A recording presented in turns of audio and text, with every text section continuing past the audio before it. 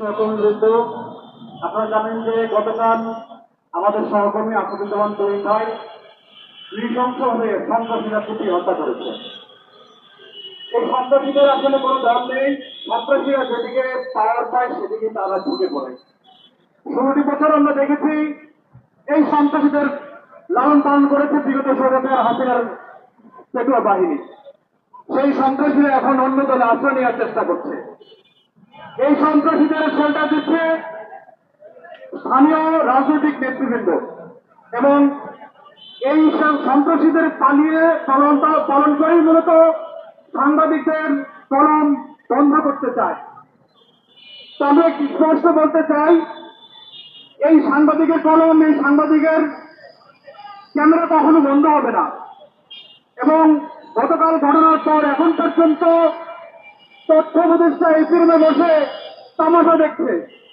রাষ্ট্রের নাগরিক হত্যা হচ্ছে, তার মন্ত্রণালয়ের অধীনে তার সহকর্মীরা হত্যার শিকার হচ্ছে। সে এখনো পর্যন্ত এই বিষয়ে স্পষ্ট কোনো কথা বলেনি। সরকারের পক্ষ থেকে এখন পর্যন্ত স্পষ্ট তার বিষয়ে এই হত্যাকাণ্ডের বিষয়ে কোনো ধরনের বিবৃতি আসেনি। বিগত 16 বছর আমরা দেখেছি এই প্রেসটা কিভাবে সাইফিস তৈরি করেছে।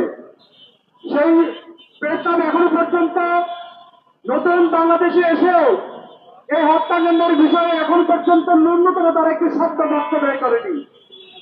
এছাড়া অন্যান্য পেশাদারী অনেক সংগঠন রয়েছে সাংবাদিকদের, তারাও দেখেছি বিভিন্ন সময়ে বিগত সময়ে সুবিধাভোগী ছিলেন, নতুন করে সুবিধাভোগী হয়েছেন তারা।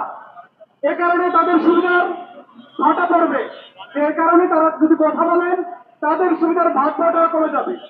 তারা এখন পর্যন্ত চুরি হত্যা নিয়ে একটি বাক্য তারা বের করেনি। আমরা স্পষ্ট বলতে চাই, সরকারে যারা আছেন, সাংবাদিক নেতৃবৃন্দ যারা রয়েছেন, তারা এই বিষয়টি অবশ্যই সুরাহা করবেন। প্রধানত তুহিনের পরিবার এবং তার সন্তানদের সকল দায় দায়িত্ব রাষ্ট্রকে নিতে হবে।